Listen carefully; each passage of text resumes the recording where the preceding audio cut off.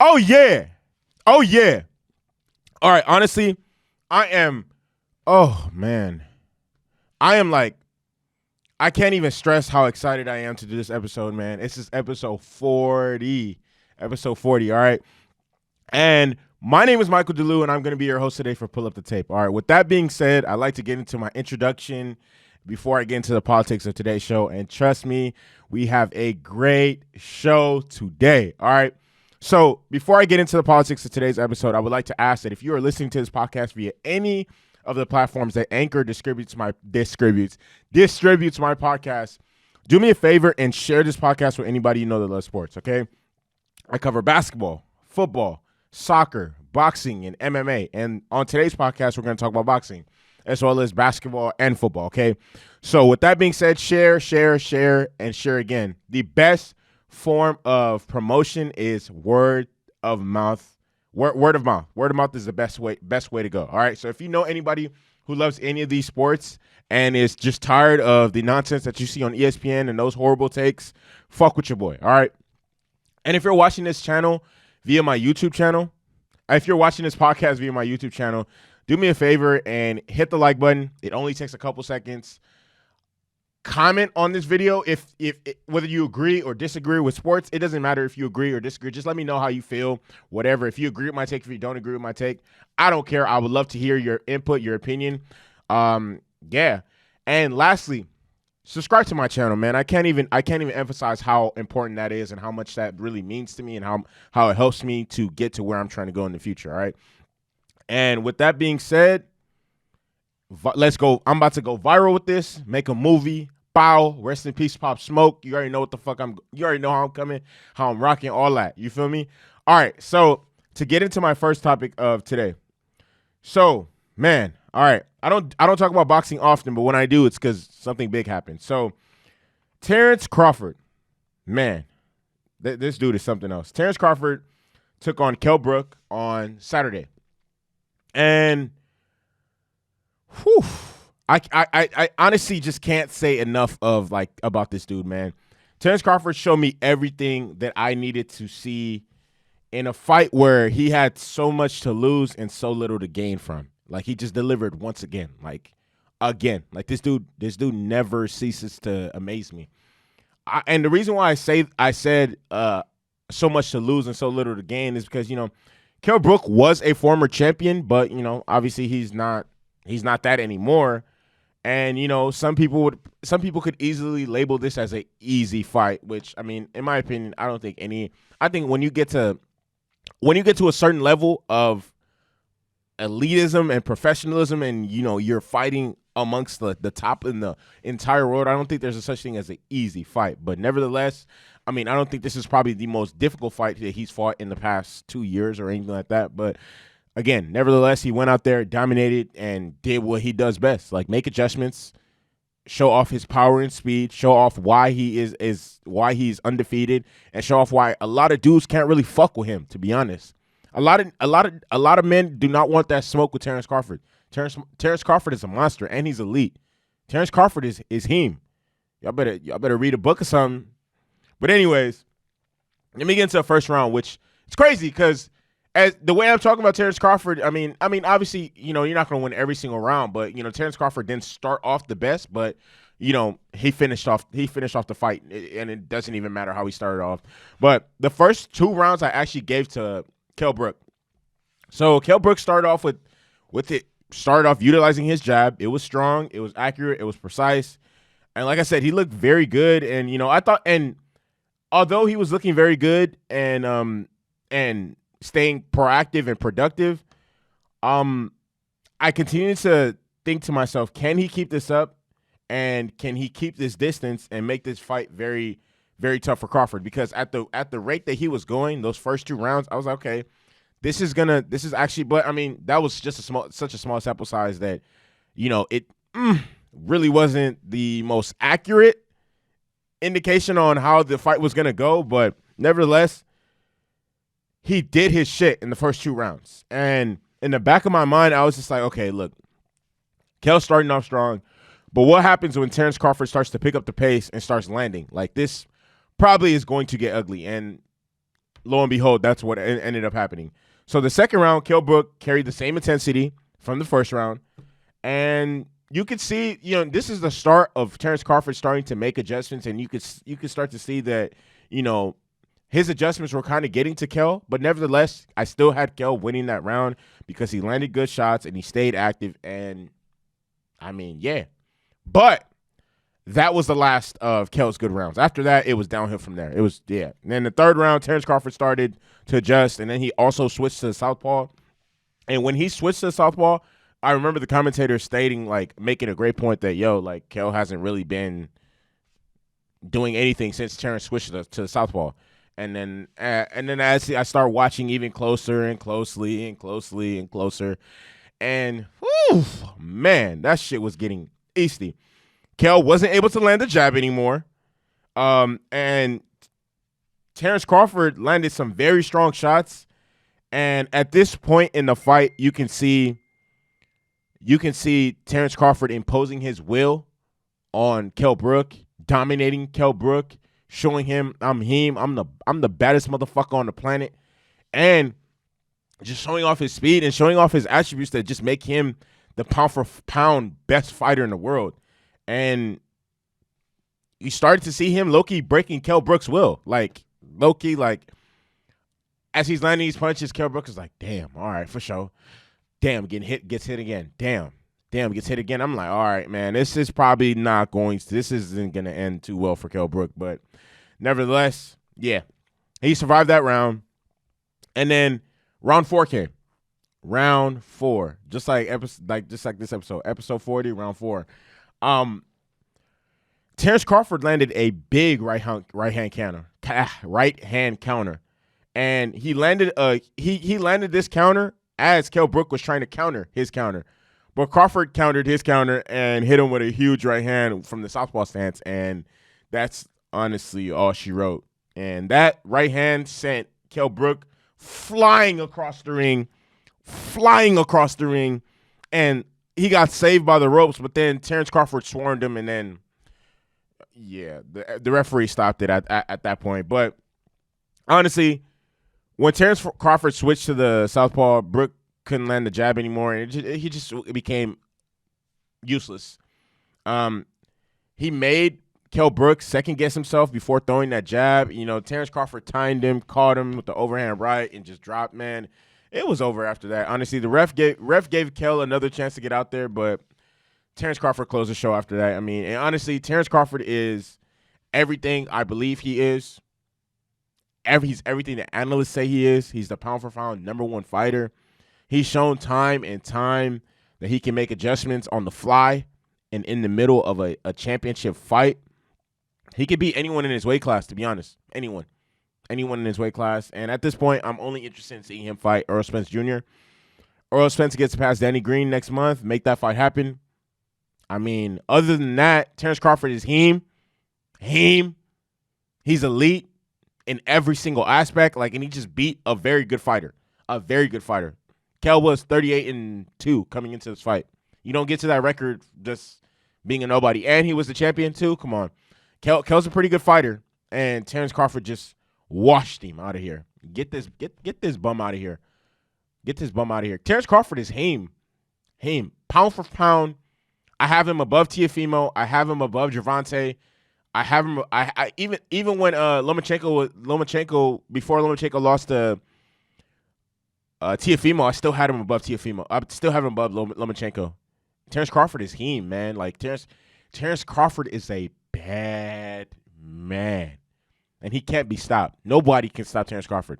Terence Crawford is going to continue to terrorize your favorite boxer.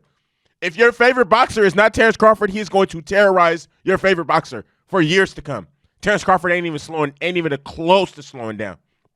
Not even close.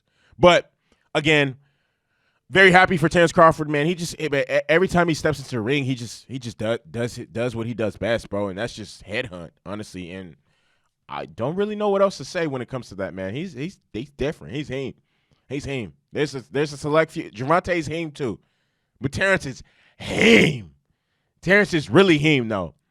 All right, Now, with that being said, I want to transition to my next topic, which is the Los Angeles Lakers, and I am so happy to report this, so happy to include this in today's podcast because it shows me that the Lakers front office is competent and they know what the fuck they are doing. Okay, it was just reported that not just reported, but it was reported over the weekend that the Lakers have agreed to a principle for Dennis Schroder, okay?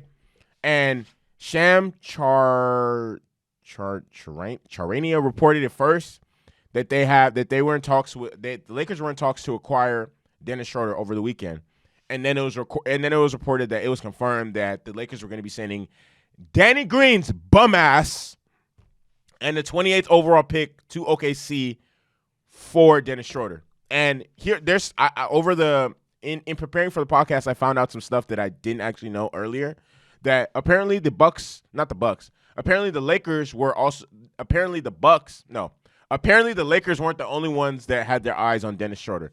The Bucks also had their eyes on him as well, but that didn't end up materializing, and the Bucks didn't end up getting him, and now they have to shift their focus to acquiring somebody else.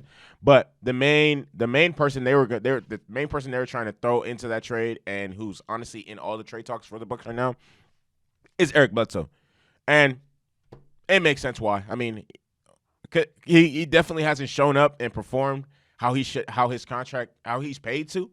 So I mean, I'm not really surprised that the Bucks are looking to move on from him. I mean, I would too at this point, but I am ecstatic. Like, I'm so happy. Like, automatically he becomes like the best guard we have on a roster with. I don't even know if we. I don't know. I don't even know if he's still like signed under contract. But our guard rotation: Avery Bradley, KCP, Caruso, Schroder. Schroder's automatically the best guard we have. Automatically the best guard we have. And the reason, not even the reason. I'm gonna get into the reason why the Lakers did this, but last year Schroder averaged 18 points and 4 assists, and he finished second in Sixth Man of the Year voting behind Montrezl Harrell and above Lou Williams. And again, I said I was going to get into this, so I'm going to get into it right now. The logic behind this is Rondo is going to command a very, very strong market in free agency. And simply put, he should. Why? He was a very integral part in the Lakers winning their 17th championship. He showed up big, like over and over and over and over. Like there was very few games where I couldn't speak highly of Rondo and his contribution. There were very few games where I couldn't speak highly of Rondo's contribution because he showed up every single game, played lights out every single game. Always like the hustle plays, like the assists, he was hitting threes too. Rondo shot great from three in the last playoffs. Better than I ever thought I would see Rondo shoot. Way better. And the craziest thing, he shot way better than Danny Green. That's why they shipped his bum ass out of LA. The fuck? But anyways, like I said, Rondo's going to come because of how he played in the past playoffs. He's going to command a very, very, very strong market. And honestly, at a certain point, it's probably going to cost the Lakers way too much to afford to keep him. So it's just best to start making arrangements to replace him. So because at last 2 years, he was playing on a veteran minimum. But now that he showed he still has game and he's still playoff Rondo and he's still elite and he still elevates when the game gets tough and the games start to matter and start to count and later late down in the stretch and in the fourth quarter and he's getting to the basket and, you know, setting up the best player like Anthony Davis and LeBron James or finding the shooters on the wing, on the floor. Oh, yeah. Like what? For somebody like that, you're going to get top dollar. Way more than $1 million a year. And look, here's one thing I want to emphasize. Like, for sure I want to emphasize. Every championship team has players that outperform the value of their contract. Okay, not last year. Damn, I keep saying last year, but it's last year's season. Last year, it was Rajon Rondo and Dwight Howard. They were both playing on damn near veteran minimums. But they were probably the Lakers' most important role. Along with Caruso, they were probably the Lakers' most important role players.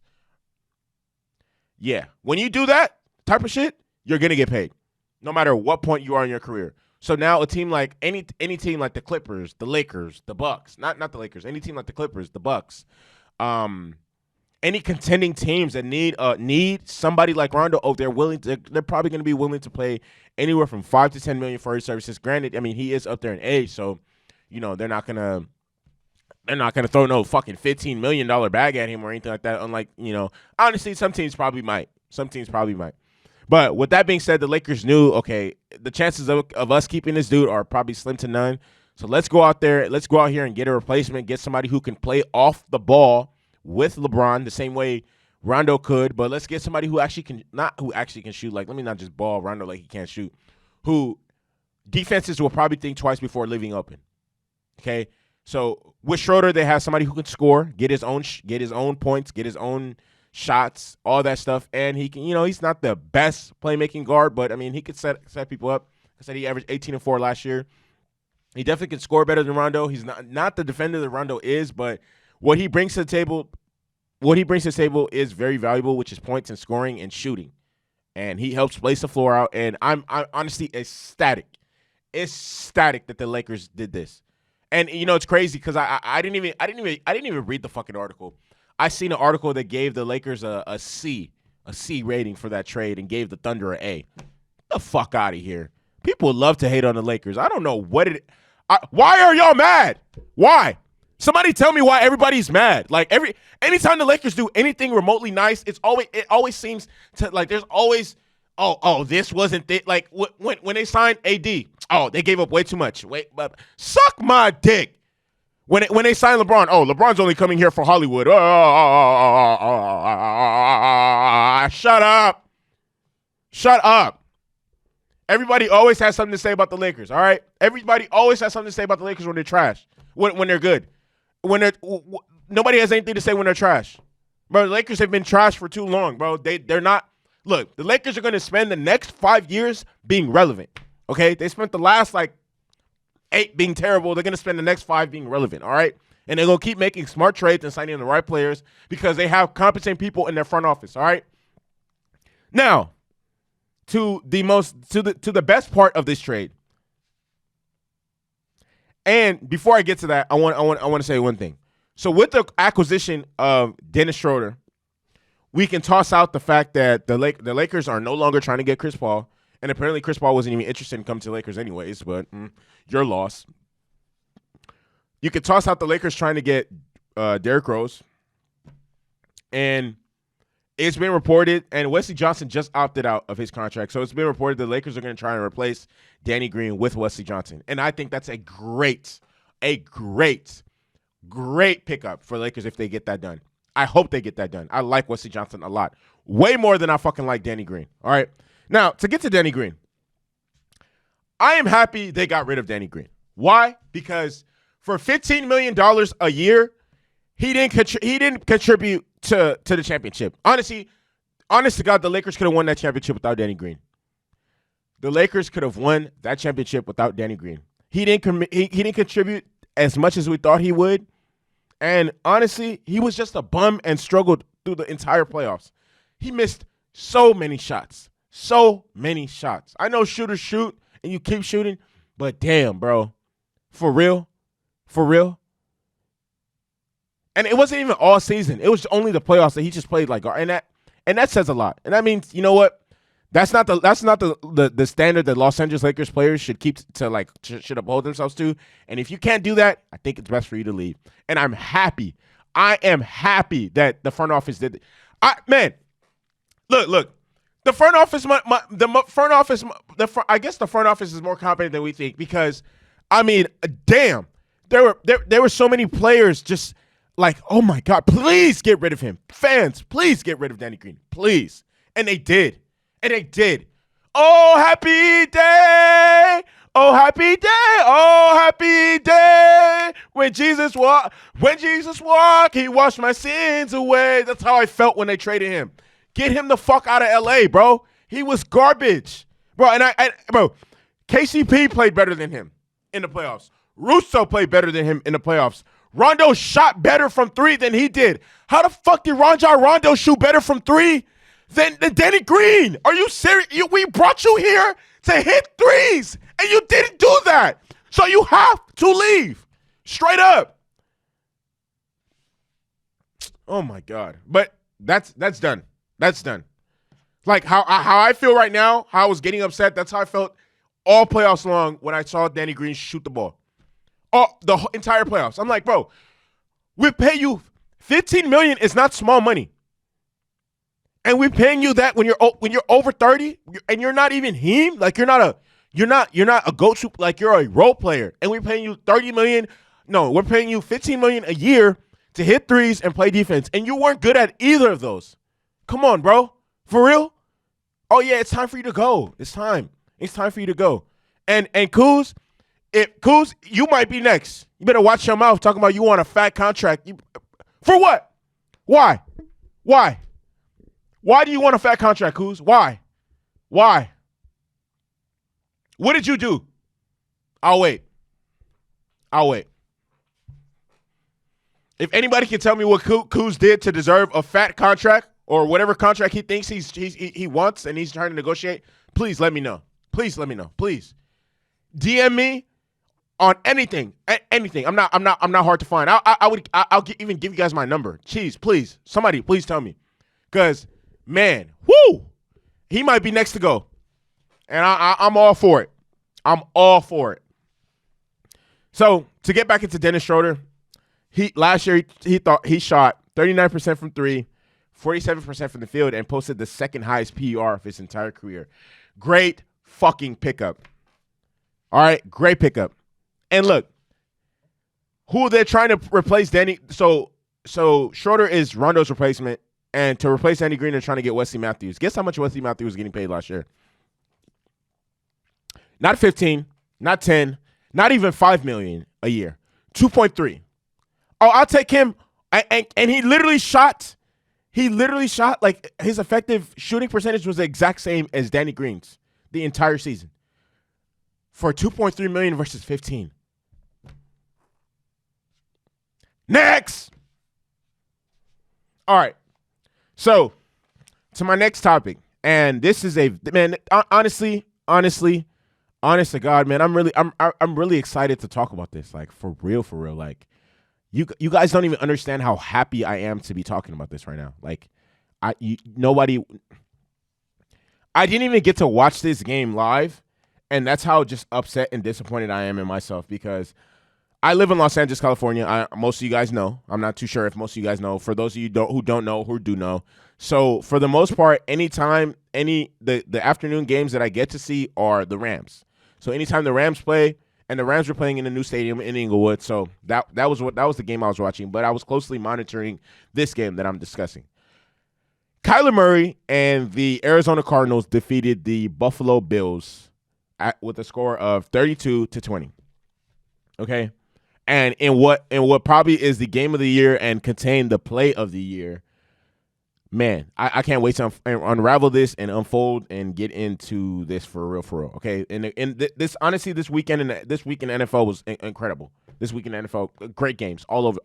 I can't remember how many blowouts. There probably were only a couple blowouts. Most of the games that I'm gonna react to later today were very, very close. Okay, so to get into the Cardinals and the Bills game. All right, peep this. Not peep this, but I'm gonna break it down real quick. So the Cardinals won 32-20, and everybody saw the fucking incredible Hail Murray pass that Kyler threw to DeAndre Hopkins. And honestly, man, I'm gonna save that play for last. But Josh Allen went 32 of 49 for 284 yards, 2 touchdowns, and 2 interceptions. Josh Allen also carried the ball for 7 carries for 38 yards. Stephon Diggs had 10 catches, 93 yards, and a touchdown. Cole Beasley had the best game of his season with 10 catches and 109 yards and 1 touchdown. And I think, honestly, what hurt the Bills is their lackluster running game. Josh Allen cannot be your leading rusher, bro. That's not a recipe for wins. It's not a recipe for any. That's not a recipe that you want to, and that's not a formula of offense that you want to carry on later, like as the season continues to progress. Like, bro, they have to they and I'm saying this, but wait, but also it's a little I wouldn't say subjective, but even despite the fact that they weren't able to establish a running game, they still almost won this game. So, but moving forward, I think if they are to establish a running game and actually, like Josh Allen cannot be your leading rusher. Like your quarterback, if your quarterback is your leading rusher, that's a recipe for failure. And they lost, but not because of their offense, because of their defense. They lost. Okay, so let me get into the Cardinal stats. So Kyler Murray had 244 yards, 45 yards. He was 22 of 32. He had a touchdown, an interception. He had 11 carries for 61 yards and 2 touchdowns. Kenyon Drake, man, he did his shit. 16 carries for 100 yards, and D-Hop, 7 catches for 127 yards. 127 yards and a touchdown. And let me like simply put, Kyler is just like honestly just really impressive. Like Kyler is just so good. Like he's so fast, he's so skilled, he's so agile. His arm, he has a arm. Man, like Kyler's arm is up there with Aaron Rodgers, with Patrick Mahomes. Like, man, something about these baseball players, man. These dudes be having arm, like, even like. I want to credit the Bills defense. I really want to credit the Bills defense because before the Hail Mary, Kyler had just around 200 yards and no touchdown. Kyler's only touchdown pass was the Hail Mary. He had 2 touchdowns on the ground, like the QB keeper. And man, those were incredible runs, man. And even though he had a very silent game through the air, like he was still able to establish his dominance and be a difference maker because of his legs and what he does in the running game and what he provides with that extra gear that Kyler has that just a lot of people do not have. Like a lot of players, a lot of people don't have what Kyler has. And honestly, man, he's really a difference maker. Like he runs better than some running backs. And he runs just as good, if not better, than Lamar Jackson. Like, don't be surprised if Kyler gets to 1,000 rushing yards this season. I don't know. I think he already I think he's probably at like five something, like 500, maybe like I know he's above 500. I don't know if it's like closer to 6 or like, but I know it's closer to 6 than it is to 5. So, and that's with 8 more games left to go in the season. So he runs better than some running backs. He runs just as good, if not better, than Lamar Jackson. He's just as electric as Lamar Jackson. Lamar Jackson makes plays throwing tight ends, but Kyler makes plays just slinging that bitch all over the field like hotcakes. Dime. Like that's literally Kyler's tape. Dime. Oh my God. Like man. He already has an elite arm. And just he's a great, like he's literally in MVP talks right now in his second year in the league. Like second year in the league. And the Cardinals are 6-3. And now it's a 3-way tie for the number 1 spot in the NFC West. NFC West is it's gonna be a slugfest. Man, I love it. I love good football and competitive football. And when teams are like jammed, oh man. Josh Allen played pretty good. His only issue today was the 2 interceptions.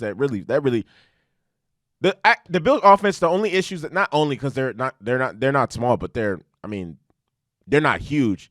Josh Allen's 2 interceptions and the fact that they couldn't establish a run game, man. The touchdown pass that he threw to Stephon Diggs should have been the highlight of the weekend, but you got to give credit to where credit is due. That was a perfect pass from Kyler Murray to DeAndre. Man. Arizona fucking bitches like I'm D-Hop. That's Blue Bucks. Spartacus. Look it up. Arizona fucking bitches like I'm D-Hop. Man, honestly, bro, every time I see D-Hop balling, like I just think to like the Texans, Bill O'Brien is an idiot. Like a player like DeAndre Hopkins should never get traded. If you're as good as DeAndre Hopkins, you should never get traded. Never. And for what he got traded for, oh my God. I know Deshaun Watson misses D-Hop. I know he misses D-Hop. And Kyler like, oh, too bad. Mine now. The only, man, honestly, D-Hop is one of I think he's the only him and probably DK Metcalf are the only receivers I can see making that type of play. He had 3 niggas on him. 3. And one of them was an elite corner. Tre'Davious White, he is no scrub. Tre'Davious White is not a scrub. And he dogged him. Oh, yeah, give me that. Give me that.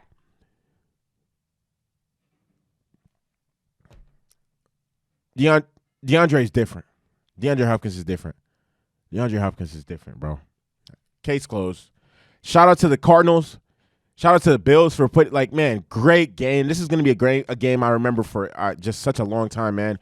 And honestly, I want to credit the Cardinals, man, for showing no fight. They were down at one point 23-9 in the third quarter, and Kyler willed them back, man. Kyler Murray is the truth. I'm going to buy his jersey today. Kyler Murray is the truth. I'm going to buy his jersey today. All right. So to get into the very last thing on today's schedule for the podcast is the Rams versus the Seahawks. So the Rams beat the Seahawks 23-16. All right. And honestly, I mean, I'm really disappointed in the Seahawks because they essentially showed no fight in the second half, and they low-key kind of just laid over.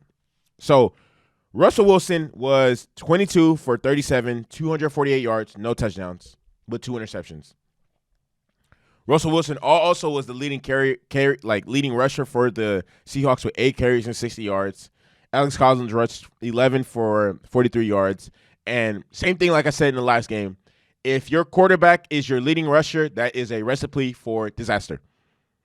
It's the same thing with whoever turns the ball over least is most likely gonna win the game. Same thing. If your quarterback is your leading rusher, you're probably not gonna win the game. It's pretty basic, pretty elementary, and it's pretty if you know football, it makes sense. It doesn't sound like something that's unheard of. Your quarterback can't be your leading rusher. Tyler Lockett, very quiet game, 5 catches, 66 yards. DK Metcalf, incredibly quiet game, 2 catches for 28 yards. Ooh, man. Jared Goff, 27 for 37 for 302 yards. Cam Akers, 10 carries for 38 yards. Josh Reynolds had a pretty good game, best game of the season, 8 receptions for 94 yards. Tyler Higbee, 3 catches for 60 yards. Cooper Kupp, 5 catches for 50 yards. And my initial reaction to this game is, who the fuck is wearing Russell Wilson's jersey? Because that's not him. He's not playing like his MVP self, what he was playing the first 6 weeks of the season, 7 weeks of the season. He's not playing like that right now. He hasn't played like that in 3 weeks. Last 2 games he's played were subpar at best for Russell Wilson standard. Subpar at best. 4 interceptions in the last 2 games. That's not Russell Wilson. He overthrew DK Metcalf countless times. And so much so where you start to see DK bro, what the fuck are you doing? Bro, get me the ball. You seen DK, that was his reaction, oh my God. When I seen that, I was like, first of all, DK is 6'4", 230, can run a 4.3. How the fuck do you overthrow somebody like that? And when DK is snapping at you bro, what's going on? That's when I know there's really an issue. What we're used to seeing from Russ, we haven't seen in the past 2 weeks, and to no surprise, that's why the Seahawks have lost the past 2 weeks. So I'm not surprised at the fact that they lost these 2 games because honestly, Russell Wilson hasn't played his best football. And lo and behold, you have people like Kyler Murray who just passed him up in the passed him up in the MVP race. Not that Russell is completely solely focused on the MVP race or anything like that, but yeah, that's been the talk of the whole season with him because he's been playing great. Well, he was playing great, not this past 2 games, but I don't want to just bash Russ the whole time. I do want to give a credit to the Rams defense, man. Bro, we know where we're gonna. They played incredible. Okay, they held the Seahawks to only 3 points in the second half, and we know what we're gonna get from Aaron Donald. But I want to shout out to the rest of the Rams players. Big shout out to Leonard Floyd, who played incredible all day long. I just kept hearing his name over and over and over and over again. Hurries, hits, just wreaking havoc. Jalen Ramsey, shout out to him. He held DK in check for most of the game, man. Like, regardless of, DK did have him beat sometimes, but the sometimes don't count. If you don't catch the ball when you have it doesn't count. And Jalen actually got his first pass interference call today, which is crazy to think that after 9 games into the NFL season, you just get your first pass interference call. Considering the people he has to play, like, line up and defend, like, on a consistent basis. Oh, that's crazy, man. Honestly, the Rams are heating up and the Seahawks are cooling down. And this is the point in the season where you start to, what you have in your team and, everything's starting to click for people and all this other stuff. And, like, the Seahawks need to get it together. Seahawks need to get it together because they're now involved in a 3-way tie for the leading spot in the division with the Cardinals and the Rams, and the Seahawks are playing the Rams on Thursday. No, the Seahawks are playing the Cardinals on Thursday Night Football. Oh, that's going to be a great game. I can't wait to watch. I can't wait to report on it. And yeah, great game of NFL football. You guys stay tuned. I'm going to be reacting to all the major events this past weekend. Every single game that took place. Sunday night's game, Monday night's game. The Bengals versus the Steelers, the Browns versus the Texans, the Washington football team versus the Detroit Lions. Every single game I'm going to be reacting to, so stay tuned for that. I'd like to thank everybody who's for their continued support. It really does, I can't even emphasize how much it really means to me, man. I only have 42 subscribers right now, but I don't care, man. I'm going to keep grinding and thugging for this, man. Like, I really want this. Like, I'm going to be great one day. With that being said, like, comment, and subscribe to anything that like this video, comment to anything that I talked about in this podcast.